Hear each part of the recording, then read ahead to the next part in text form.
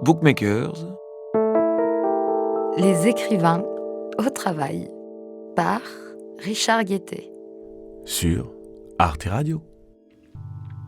Quant à ma division des gens en ordinaire et extraordinaire, je veux bien, elle est quelque peu arbitraire, mais vous comprenez que je n'insiste pas sur les chiffres exacts.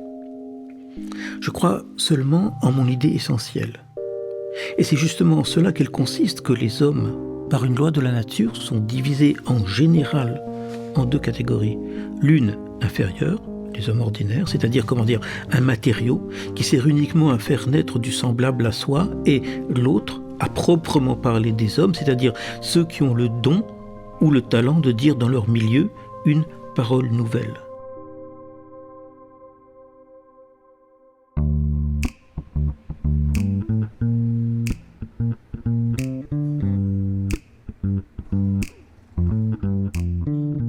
Un jour, la mère d'André Markovitch, professeur de littérature russe, ouvre une traduction française de L'Idiot de Dostoïevski.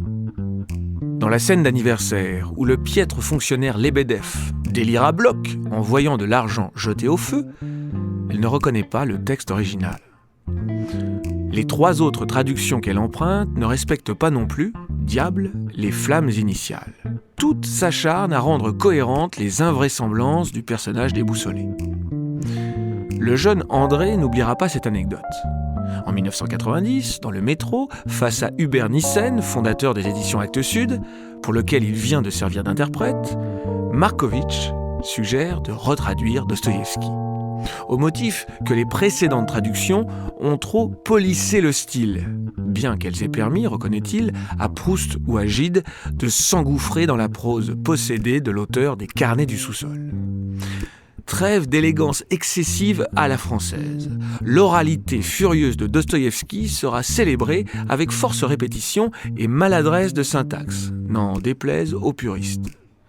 3 ans plus tard, sur France 3, André Markovitch explique honorer ainsi une écriture qui existe, je cite, « en dépit de toutes les règles, en faisant tout pour ne pas faire un roman français, ne pas écrire comme un marquis, mais avec un débordement de passion, une langue en fusion, sans aucune norme, à part celle que l'on crée là, sur le champ. » Ses adversaires questionnent sa légitimité, parce qu'André n'est pas universitaire.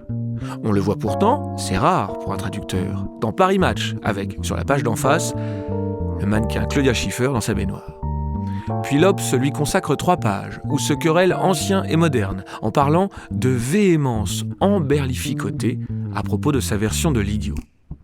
Markovitch se confie au journal Le Monde.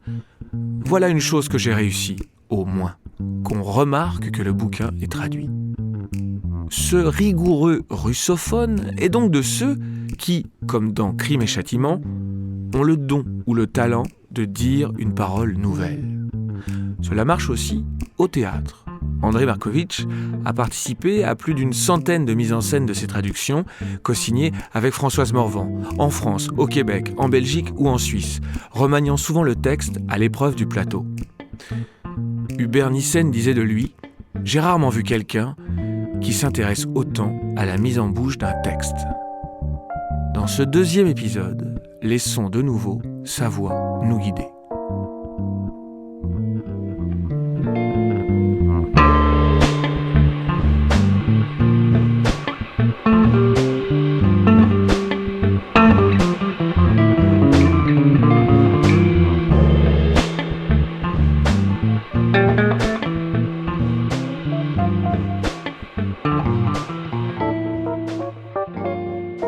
André Markovitch. En 1984, vous avez 24 ans et vous recevez une lettre de Bretagne. Une femme, qui croit s'adresser à un petit vieux bizarre, vous demande de l'aide sur les traductions russes du poète français Armand Robin. Elle deviendra votre partenaire particulière de traduction. Je parle bien sûr de Françoise Morvan, de 2 ans votre aînée, qui se définit comme un écrivain qui a choisi d'écrire sans tenir compte des voies tracées d'avance, dont l'unique intérêt en cette existence est la poésie, avec laquelle vous avez traduit tout le théâtre de Tchekhov et fondé les éditions Mesure, traductrice de contes, de complaintes et de comptines, spécialiste de l'histoire de la Bretagne, qui parle, dites-vous, un français magnifique et tellement désarmant, en utilisant avec vous des expressions comme « ne soyez pas discourtois ». Vous voyez ? Oui, on se voit. Tout jeune homme, vous avez offert à Françoise Morvan vos traductions de nouvelles de Tchekhov, qui n'étaient pas encore publiées. L'éditeur était enthousiaste, vous avez cru que c'était parfait. Une semaine plus tard, Françoise vous a renvoyé votre manuscrit entièrement crayonné, entièrement corrigé, avec des questions précises, vos incohérences soulignées, avec des corrections beaucoup plus proches du texte russe, bref, un travail d'éditrice hors pair et sourcilleuse, le tout agrémenté d'une lettre qui disait « Vous ne pouvez pas traduire Tchekhov si vous ne sentez pas l'odeur du foin sous la pluie. » Qu'est-ce que ça veut dire ? Oui, c'était un moment fondateur de ma vie. Je comprenais à voir ces corrections que, d'abord, il y avait beaucoup de choses qu'elle proposait qui étaient plus proches du texte russe que ce que j'avais fait moi, alors qu'à ce moment-là, elle n'avait aucun accès au texte russe. Et puis, il y a une nouvelle dans laquelle un jeune couple très amoureux veut acheter un domaine. Et la première chose qu'ils sentent, c'est l'odeur du foin sous la pluie. Et j'avais vraiment traduit ça. Pas plus réfléchi sur ça. Mais si le foin est laissé sous la pluie, les bêtes, pendant l'hiver suivant, mourront de faim. Tchekhov, avec ce petit détail, parlait non pas du couple amoureux qui achète le domaine, mais du malheur insondable du couple qui vendait le domaine, qui en était arrivé à laisser ses bêtes potentiellement crever de faim. Et j'avais pas vu ça. Et là, j'ai compris que traduire n'était pas une question de langue, que la littérature est aussi une question d'expérience de la vie. Si on n'a pas la curiosité de regarder le monde autour de soi, c'est pas la peine. On peut, mais à quoi bon ? Et que ça, c'est pas des choses que tu apprends dans une école, c'est des chocs comme ça. Et quand j'ai connu Françoise, ce qui m'a d'abord frappé, c'est l'immensité de la personne, la profondeur de sa sensation du monde. On travaillait avec Françoise sur les traductions de qu'Armand Robin avait fait de Boris Pasternak. Et elle m'avait demandé de faire des mots à mots et de garder les traductions de Boris Pasternak. Et j'avais fait des mots à mots et je lui disais très simplement que je ne comprenais pas ce que je traduisais. Je ne voyais pas où était l'image. Et ces poèmes passent, aujourd'hui encore, comme extrêmement obscurs. Et Françoise me les expliquait d'une façon simple. Regardez, vous voyez, là il va y avoir de l'orage. Il parlait de la couleur d'évêque du ciel, comme un manteau d'évêque.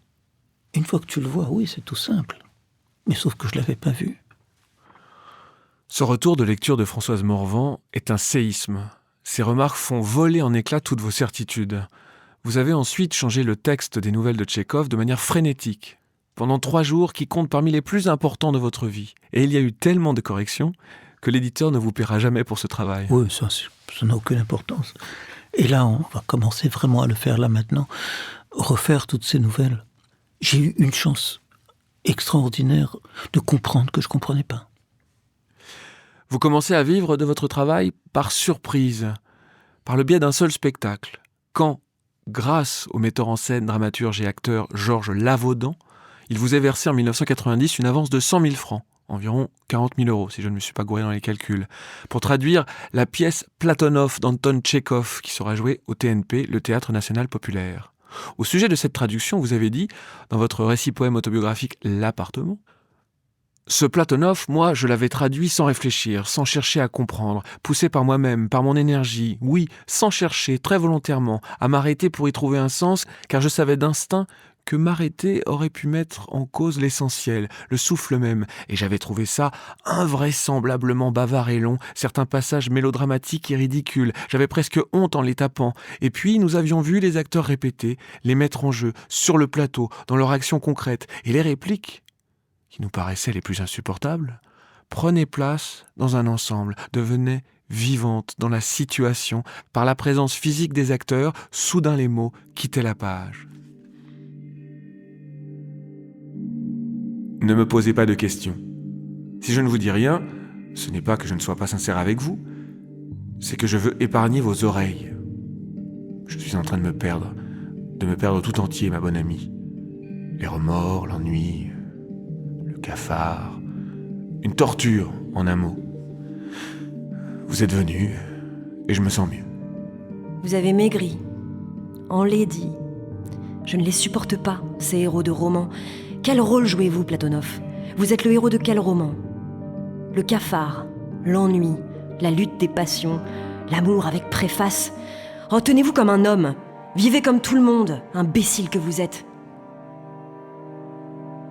Platonov, d'Anton Tchekhov, traduit par Françoise Morvan et André Markovitch.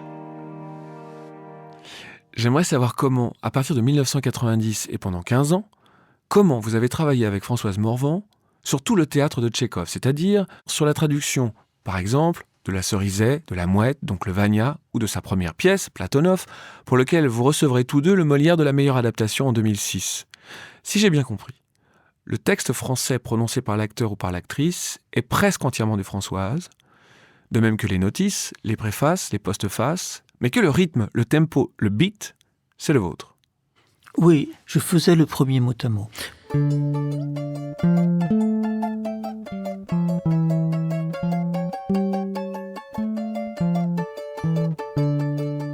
Françoise, après, mettait ça en français, sans idée du texte russe.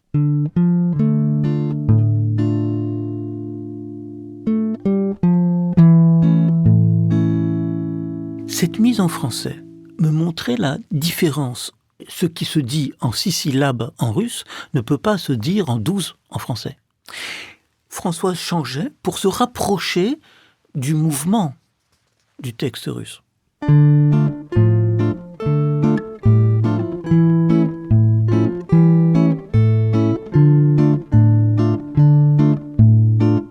Au fur et à mesure qu'on avançait sur les versions, sur les corrections de nos versions précédentes, apparaissait un certain nombre de mots ou d'expressions plusieurs fois. Et c'est ce que Françoise a appelé les motifs, c'est-à-dire des expressions ou des mots qui caractérisent non pas tel ou tel personnage, mais se retrouvant dans l'ensemble de la pièce, deviennent comme des personnages eux-mêmes. Par exemple, dans Les Trois Sœurs, il y a une expression russe toute bête, «всё равно», ça veut dire c'est indifférent, c'est pareil, c'est aucune importance. Plein de personnages le disent à différents moments, et ça arrive au début et à la fin. À la fin, pas d'importance, pas d'importance. Ou bien un lieutenant de plus ou de moins, quelle importance. Il fallait trouver en français une expression unique, assez vague et assez précise à la fois, qui permette de comprendre que ce mot revenait d'une façon systématique. Si on traduisait à un certain moment peu d'importance, on n'avait pas le droit de dire ça m'est égal à un autre moment. Et pourquoi ?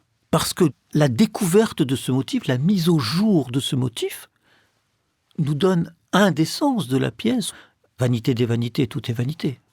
Vous dites que Françoise fait le travail d'investigation et de ciselure dans la mémoire du français pour arriver, phrase après phrase, jusqu'à la phrase finale. Elle vérifie par exemple, pour Platonov, que le verbe chialer existe en français depuis 1847, ou que Proust lui-même écrivait que le baron de Charlus était dingo. L'adjectif dingo n'est pas une invention contemporaine. Non, bien sûr. Mais on me reproche d'utiliser une langue trop moderne, etc. Mais les gens qui nous reprochent ça, simplement ne connaissent pas le français. À la deuxième réplique de l'acte 1, scène 1 de Platonov, il est écrit « On s'ennuyote ». On a beaucoup discuté avec Françoise. Là, c'est moi qui ai insisté pour qu'on le dise, parce que le russe est beaucoup plus libre à créer des néologismes que le français. Mais il me semblait qu'on s'ennuyait un petit peu, qu'on s'ennuyait sur les bords et tout ça. C'était pas ça. Et donc, on s'ennuyote, je pense que c'est juste. Ou plus loin, il y a une blague que j'ai maintenant envie de refaire dans la vie quotidienne pour désigner un pique-assiette. Je lui rends visite, je bavarde, je l'ennuie, je fais un trou dans le budget café de sa maman. Françoise Morvan a dit André traduit si vite qu'il peut en 1 seconde traduire une pomme en banane. Alors je ne sais pas quoi faire de cette déclaration. Est-ce un compliment ou une vanne bretonne pleine de vitamines ? Ce qu'elle dit, et je pense que c'est vrai, c'est que je suis très vite capable de faire un contresens. Mon grand défaut et ma grande faiblesse, c'est que le pire, c'est que ça m'est égal. Ça, c'est pas bien. Et donc, je fais acte de contrition. Puis, il y a le travail avec les acteurs. Vous avez décidé assez tôt avec Françoise de ne plus publier un texte qui n'ait pas été joué, pour ne pas se dispenser de la voix et de l'épreuve du plateau. C'est parfois en jouant la scène que des comédiens trouvent des solutions que vous avez cherchées en vain.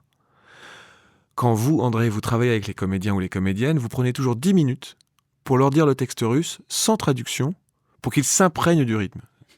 Pas toujours, mais ce qu'on essaie de faire, c'est qu'on puisse jouer le texte français au rythme du texte russe, en tout cas tel que je l'entends. Et c'est une épreuve très intéressante que de dire le texte russe et de se faire répondre par le texte français. On voit tout de suite ce qui ne va pas. Quand je travaillais à la Comédie Française avec Piotr Fomenko sur la forêt, Fomenko parlait pas un mot de français. Pour vérifier mon texte, il m'a dit, voilà, je commence à le lire en russe et tu commences 3 secondes après moi. Si ta phrase s'arrête 5 secondes après moi, c'est qu'il y a un problème. On a fait comme ça toute la pièce et j'ai changé toute ma traduction. Un exemple qu'on donne souvent, le début de la Cerisay. Пришел поезд, слава Богу, dit Lopakin. Il dit, il est arrivé le train, Dieu soit loué. Ce que le texte russe dit, en mettant le verbe пришел au début, c'est d'une façon ou d'une autre que ce train, il est particulier. Il l'a attendu. Mais comment tu traduis ça en français ? Généralement, on traduisait « le train est arrivé ». Bon. Et pendant des années, on n'arrivait pas à trouver. Sauf que Jean-Yves Ruff, à un certain moment, qui jouait Lopakin, a dit « il est arrivé ce train ». Dieu soit loué. Pas le train, ce train. Le français met en valeur la chose essentielle, non pas par l'ordre des mots, mais par l'emploi d'un démonstratif au lieu d'un article. C'est une expérience vivante du texte.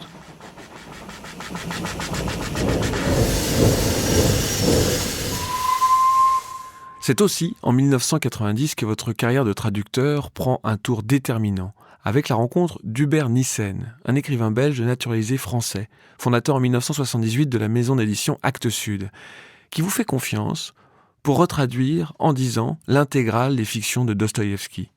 Cela représente 27 titres, 45 volumes, et vous êtes à ce jour la seule personne au monde à avoir fait ça pour le même éditeur. Toutes les fictions de Dosto. C'est costaud. Ouais. Hubert Nissen vous disait « Chaque année, tu me donnes un gros roman et 4 petits romans. » Oui, ça, il disait ça.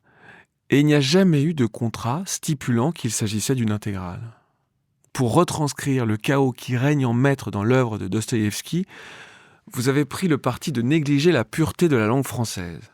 Dans vos notes pour le roman Le Joueur, premier volume de la collection, vous écrivez « Je me suis fixé un impératif, qu'on sente à chaque phrase la parole vivante, presque toujours familière, parfois vulgaire, mais aussi dans l'analyse des sentiments. Cela signifiait accepter des phrases inachevées, incohérentes, des cassures, sachant que l'idée est de Dostoïevski.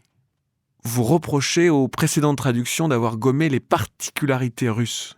Les traductions françaises que je parcourais ne rendaient pas compte de 2 principes fondateurs de son écriture. L'oralité. Ça, c'est la première chose fondamentale. C'est non seulement quelqu'un qui parle, c'est un discours qui est construit d'abord sur l'émotionnalité et pas sur la construction logique d'une narration, d'une explication, et qui en russe est assez naturel parce qu'il n'existe pas de langue littéraire particulière.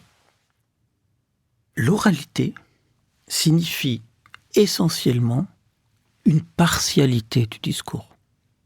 Celui qui parle le dit d'une certaine façon, mais ce qui compte dans ce qu'il dit, c'est pas ce qu'il dit seulement, c'est aussi ce qu'il ne dit pas.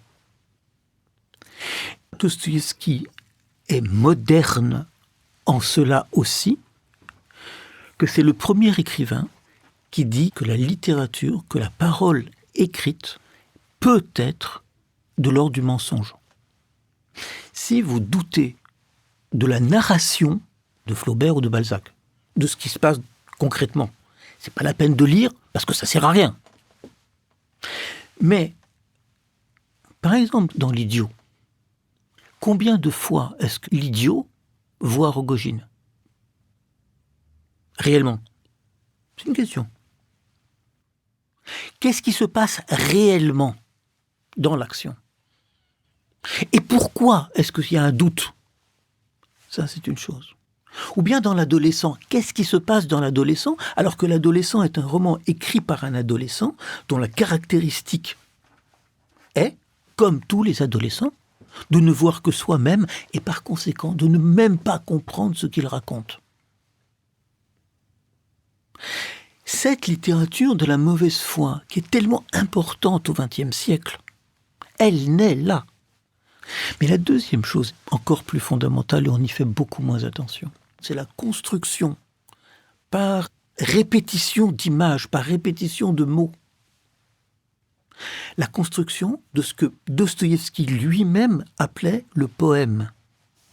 Ce qui prend du temps, c'est le poème.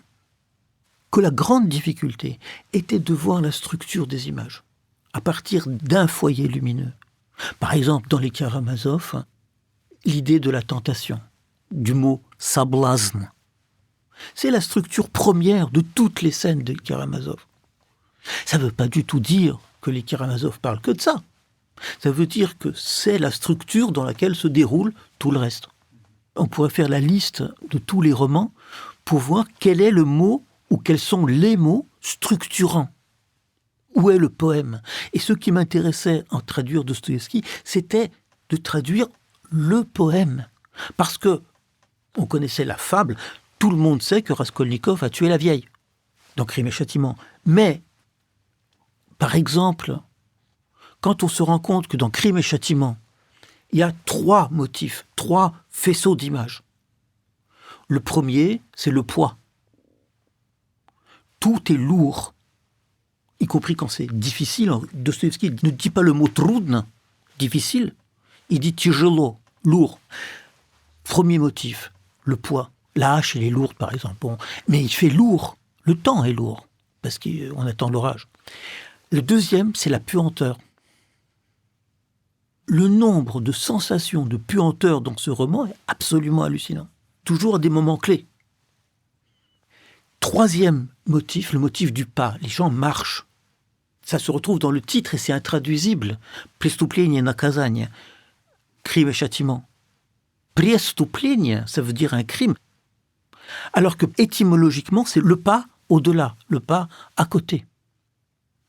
Et donc, un преступник, un criminel, c'est quelqu'un qui fait un pas à côté.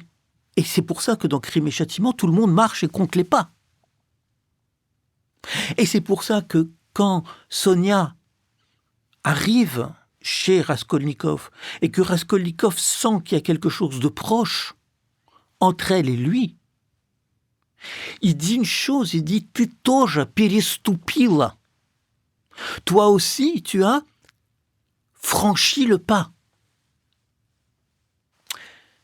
Et ces 3 motifs se retrouvent au centre géométrique du roman, qui est le récit de la résurrection de Lazare. Lazare est enterré dans une grotte, la grotte est lourde, Jésus dit « ôtez la pierre ». Marthe dit « mais il pue déjà ». Et Jésus dit à Lazare « sors et viens », et Lazare fait quelques pas dehors. C'est-à-dire que tout le roman, par la structure poétique, est non pas sur un crime, mais sur une résurrection non vue. C'est ça que j'ai voulu traduire. Là, on en parle beaucoup moins. On ne parle que des conneries, de la vulgarité de la langue, etc.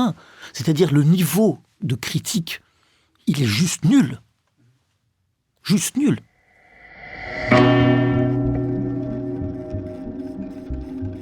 Sonia, sans dire un mot, regardait son hôte qui observait sa chambre d'un œil si attentif, si peu gêné, et elle commença même à trembler de peur, comme si elle se tenait devant son juge et celui qui devait décider de son sort.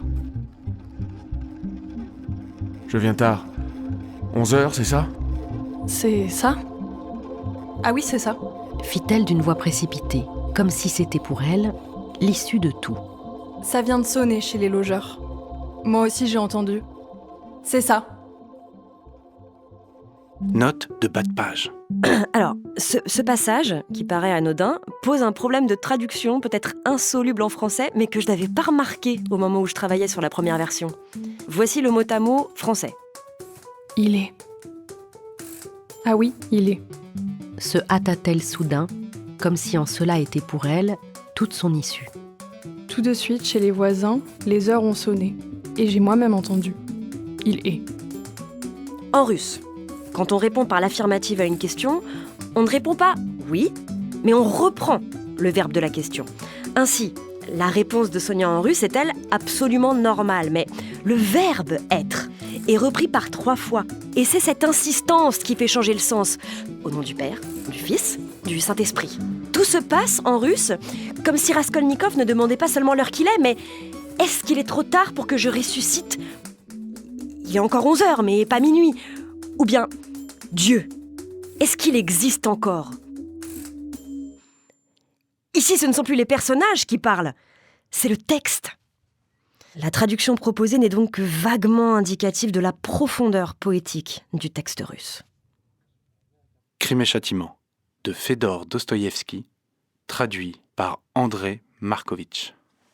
Vous dites que si la traduction n'est qu'une restitution, c'est une tragédie. C'est comme une transplantation sans racines, un organisme voué à mourir. Le travail de la traduction est ce que j'appelle la reconnaissance. C'est un mot qu'on ne peut pas traduire dans les autres langues. Parce que dans toute langue que je connais, il y a une différence entre gratitude et reconnaissance. La reconnaissance, en français, a les deux. D'abord, la traduction est un acte de reconnaissance au sens que c'est un acte de gratitude du traducteur, un acte d'amour devant la grandeur de l'œuvre qu'il traduit. Mais il y a un acte de reconnaissance, c'est-à-dire du fait de reconnaître. Le lecteur doit retrouver dans la traduction le chemin qu'a fait le traducteur depuis l'œuvre. La langue française, dont on dit qu'elle est logique, rigide, etc., est une langue aussi accueillante que n'importe quelle autre langue. Et par conséquent, la traduction est aussi une chance pour la littérature française, une possibilité pour les écrivains français, de trouver des formes nouvelles, des expressions nouvelles, des voix nouvelles, même si ces voix sont celles d'auteurs classiques morts il y a 500 ans ou 200 ans ou n'importe, ou 3000 ans. Ils sont de toute façon des voix contemporaines, parce que, et c'est encore une autre chose fondamentale, il n'existe pas d'auteur contemporain. Le temps de dire le mot contemporain, je désigne déjà le passé. Voilà. Le contemporain d'un intellectuel, d'un écrivain, c'est l'ensemble de toutes les durées, de toutes les présences dans l'histoire de l'humanité dont il peut se faire l'écho, qu'il peut sentir. Pour accentuer l'oralité si puissante dans votre perception de Dostoïevski, je vais donner quelques exemples. Dans ce roman bref et si drôle sur la vanité intitulé « Une sale histoire », quartier de Pétersbourg, une commère je ne sais quoi qui se mariait, que le diable à la pâte à fiole. Tout dans la même phrase, un dialogue. Merci pour le verbe patafioler qui signifie grosso modo maudire. Pour accentuer la maladresse du style, évidemment vous reproduisez des répétitions, honni en français d'ordinaire, toujours dans une sale histoire, souvent l'expression « il était loin d'être vieux, loin d'être laid, loin d'être un imbécile ». Tout ceci à quelques pages d'écart, dit par le narrateur, qui pourrait le dire autrement. Pourquoi il y a des répétitions sur loin dans une sale histoire ? Parce que le mot loin est un des mots motifs de cette nouvelle. Un chef de bureau, donc un notable, s'invite à la noce de son, employé pour montrer qu'il est libéral et qu'il est proche de ses subordonnés. Mais il le fait par calcul, sans sincérité. Et le résultat est de montrer l'énorme éloignement. Et pas simplement l'éloignement social, mais dans toutes les expressions. C'est l'essentiel. Tout est loin. En quelque sorte, le mot « loin », en dehors de ses emplois concrets dans telle ou telle phrase, devient le personnage essentiel de cette nouvelle. Dans L'Idiot, parce que le prince Mychkine est moins un homme qu'une idée, vous soulignez, vous utilisez des formules sur le flou, peut-être, sans doute, quelque chose, je ne sais quoi, pour telle ou telle raison. Oui, dans L'Idiot, il y a une expression absolument incroyable en russe, « казалось как бы », semblait comme. Ce qui aboutit même à un chef-d'œuvre du genre « Cela semblait comme parfaitement certain, virgule, peut-être ». Mais oui, la chose la plus extraordinaire, c'est que c'est une phrase du narrateur. C'est celui qui est censé être sûr. Mais voilà. Et le roman est là. C'est le flou. Le flou dans la gémellité, le flou dans l'évidence.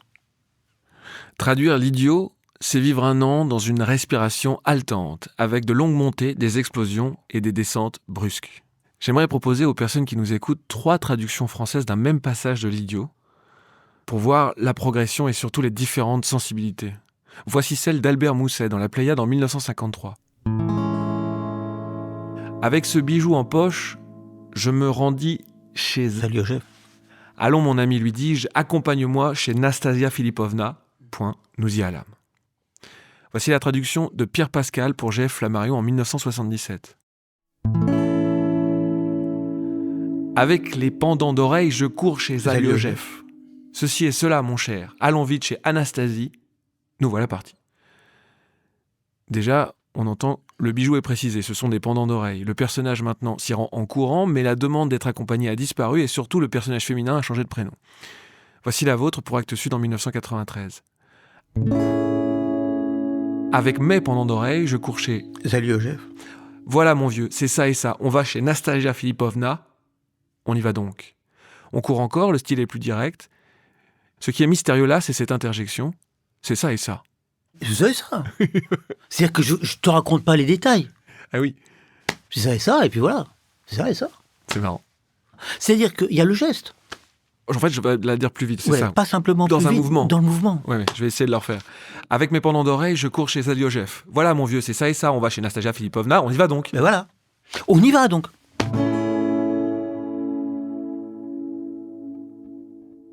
À propos des conditions de fabrication de votre traduction de L'Idiot, vous avez écrit « Je traduisais L'Idiot, je me sentais assez de force pour l'intégrale de Dostoïevski.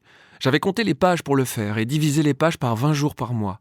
Puisque c'est plus ou moins 20 jours par mois qu'on travaille vraiment. Je comprenais que j'avais cette chance de pouvoir faire ça, de vivre avec, d'être vraiment conscient de ce que c'est dans la matière même, de sentir que ça existe ça, et de pouvoir mettre mes mots dessus, essayer de circonscrire des sensations aveugles, en y entrant phrase à phrase, par petites doses, au jour le jour, pour garder l'équilibre dès le réveil. 3 heures de travail à mon bureau et 3 heures aussi intenses que possible, à taper sur l'ordinateur les signes nécessaires pour accomplir ma norme et rendre compte du torrent d'énergie et de l'image, mes 12 000 signes quotidiens, 12 000, pas moins, pas plus, stoppant le plus souvent au milieu d'une phrase pour que l'élan du lendemain revienne au même rythme dès le tout début. Oui. Je continue à travailler comme ça, mais maintenant je peux plus faire 12 000. Vous faites moins ? Oh, beaucoup moins. Ça vous demande trop d'énergie ? Il y a une blague juive sur ça. Comment se fait-il que des gens aussi jeunes que nous aient déjà 40 ans ? Et moi, j'en ai plus de 60. Comment tenir, sur la longueur, ce genre de marathon ? Comment font les gens pour tenir une vie de travail ? C'est beaucoup plus difficile que moi. Une vie de travail manuel, par exemple ? Et ils vont au bureau, ils vont à l'usine. Le plus souvent, ça leur fait pas plaisir plus que ça. Ils savent qu'ils perdent 16 heures de leur vie, parce que c'est pas 8 heures, c'est beaucoup plus. À propos d'autres conditions de travail, de quelqu'un que vous connaissez bien, vous avez partagé ce truc étonnant. Dostoïevski ne pouvait habiter que dans des immeubles d'angle, ne travaillait qu'à des fenêtres d'où il voyait dans plusieurs directions. C'est-à-dire, l'auteur des Carnets du sous-sol ne peut écrire qu'en hauteur ? Ouais. C'est étrange, mais c'est vrai. La plupart des appartements dans lesquels il a vécu sont comme ça, à des croisées. Et ça montre bien comment il écrit.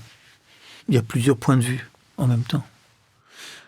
Votre traduction de Crime et Châtiment vous a beaucoup coûté émotionnellement, car la toute première version était sur un ordinateur qui vous a été volé un jour dans le coffre de votre voiture avec ses disquettes, et cela se produit à Morlaix en Bretagne, et très ironiquement, sur un parking en face d'une gendarmerie. Oui. C'est un petit traumatisme, vous avez eu la sensation d'être fauché à la renverse, et la douleur fantôme revient encore 20 ans après, parce que vous avez aussi perdu, lors de ce larcin, 17 manuscrits en cours, plus ou moins 2000 pages. De Crime et Châtiment, vous aviez terminé la première partie, 3 mois plus tard vous recommencez, et vous ne trouvez plus les expressions déjà trouvées. Des fois c'est mieux, des fois c'est moins bien, mais ça vous a permis de voir les principes de votre travail. Ce qui reste toujours, c'est la structure. Vous cherchez le noyau de cohérence, ou, ce que vous nous avez dit tout à l'heure, les motifs. Voilà. J'ai perdu énormément de choses. Un manuscrit déjà très très avancé, de plusieurs centaines de pages, de traduction de poésie russe. Par aberration, je n'avais pas imprimé les textes, ou j'en avais imprimé peu.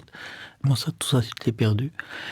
Pour Dostoïevski et pour Hamlet, parce que j'ai perdu aussi le début de ma traduction d'Hamlet, c'était finalement très salutaire. Parce que je voyais ce qui revenait obligatoirement. Et donc, c'était ces points de structure. Ça m'a montré que ça bougerait pas. Vous avez toujours refusé de traduire les lettres et les articles de Dostoïevski. Le journaliste Dostoïevski est le bouffon de l'écrivain. Oui. À quel âge comprenez-vous ça ? En traduisant l'Idiot, quand Lebedev dans l'Idiot parle de la toile d'araignée des chemins de fer, c'est plus ou moins, pas totalement, mais quand même, une citation d'un article de Dostoïevski qui vitupère la modernité. Mais celui qui vitupère la modernité, c'est à la fois Dostoïevski, journaliste, qui était un homme réactionnaire, politiquement parlant, et raciste, et nationaliste, et antisémite. Mais dans le roman, c'est Lebedev, c'est le bouffon. Là où Dostoïevski, écrivain et journaliste, publie dans une revue qui s'appelle Le Citoyen, qui est une revue qui appelle au pogrom. Et il écrit des lettres d'un antisémitisme que je ne peux qualifier autrement que de rabique, de rage, quoi, d'un truc, d'une haine viscérale. Enfin, je veux dire, il y a un article de Dostoïevski, mais profondément scandaleux, ça s'appelle la question juive, mais d'une saleté. Et Dostoïevski, homme public, fait partie de l'extrême droite fasciste. Autant, quand il écrit, ses opinions existent, mais à l'intérieur d'une structure qui soit les met en perspective, soit les annihile. C'est-à-dire que le roman, le poème est écrit contre l'auteur. Pour traduire Dostoïevski, vous n'étiez pas tout à fait seul. Corrigez-moi si je me trompe. Il y a d'abord l'aide de Françoise Morvan, qui relit tout ce que vous faites comme vous relisez, vous, tout ce qu'elle fait. Il y a ensuite votre mère, qui relit tout à partir du texte russe et qui vous renvoie parfois une centaine de notes pour les commentaires. J'ai cette chance, grande chance. Tout ce que je fais est relu sur 2 plans différents. Par Françoise pour le texte français et par ma mère sur le texte russe. Tout ce que je fais, sans aucune exception. Il y a aussi eu l'aide d'Hubert Nissen, mais que faisait-il ? Il relisait, il corrigeait, il proposait des traductions, des solutions. Il y avait aussi Sabine Vespizer qui a fondé en 2001 la maison d'édition du même nom et qui a relu l'ensemble de ses traductions en les annotant page à page. Voilà. C'est Sabine qui, à ce moment-là, dirigeait Babel. La version poche des textes d'Actes Sud. Voilà, les Dostoïevski sont d'abord parus en poche chez Babel. Ce qui était une grande nouveauté aussi. L'écrivain tchèque Milan Kundera raconte lui-même, dans une note à la version définitive de son roman La Plaisanterie, « Je fus stupéfait de voir qu'en français, le roman n'avait pas été traduit, mais réécrit avec des métaphores embellissantes. Le ciel était bleu, en tchèque, devenait en français, sous un ciel de pervenche, octobre hissait son pavois fastueux. Ou encore, une phrase comme « Elle commença à battre l'air furieusement autour d'elle » a été traduit par « Ses poings se déchaînèrent en moulin à vent frénétique ». Les traducteurs ou traductrices qui améliorent, je mets des guillemets, le texte original, qui le corrigent, est-ce que c'est fréquent ? J'en sais rien. Moi, j'entends parler de rien, vous savez. Vous avez des confrères et des consoeurs. Oui. Je parle pas plus que ça de traduction à mes confrères et mes consoeurs. Mais ça vous paraît un cas isolé, extrême ? Non. Vous répondez à ma question, donc merci.